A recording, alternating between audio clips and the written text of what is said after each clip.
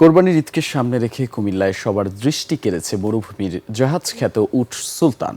সদর দক্ষিণ উপজেলার একটি ফার্মে 2 মাস ধরে লালন পালন করা হচ্ছে বিশাল আকৃতির এই পশুটিকে। প্রথমবারের মতো জেলায় উট পালনের খবরে এক নজর দেখতে প্রতিদিন ফার্মে ভিড় করছেন দর্শনার্থীরা। কুমিল্লা প্রতিনিধি হুমায়ুন কবির রনির তথ্য ও ভিডিওতে আরও জানাচ্ছেন সমর ইসলাম। সদর দক্ষিণ উপজেলার লক্ষ্মীনগর গ্রাম এখন সবার আলোচনায়। দৃষ্টিনন্দন বাংলোবাড়ির সামনে রাখা বিশাল আকৃতির উট পশুটি দেখতে প্রতিদিন ভিড় দর্শনার্থীদের।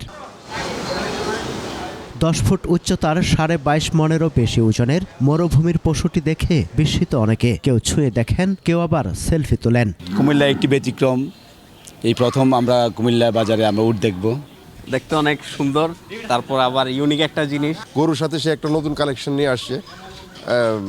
উট উট মরুভূমির একটা জন্তু বা পশু, কিন্তু এটা আমরা শুনতাম, দেখতাম টিভিতে, আজকে বাস্তবে দেখলাম যে উট। খামার মালিক ও পরিচর্যাকারী জানান 2 মাস আগে উটটি আনা হয়। বালু ও রোদ পছন্দ তার। ভুট্টা, গম ও দুর্বা ঘাস খেলেও কাঁটাযুক্ত খাবার বেশি পছন্দ। 32 লাখ টাকা দাম হাঁকছেন ফার্মের স্বত্বাধিকারী।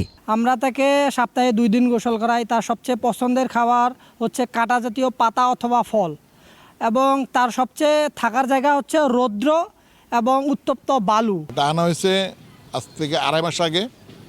এটা আনা হয়েছে রাজস্থান থেকে ঢাকার পশ্চিমে 100 কিলো দিকে, ওই দিক থেকে আবার আমি এটাকে সংগ্রহ করছি।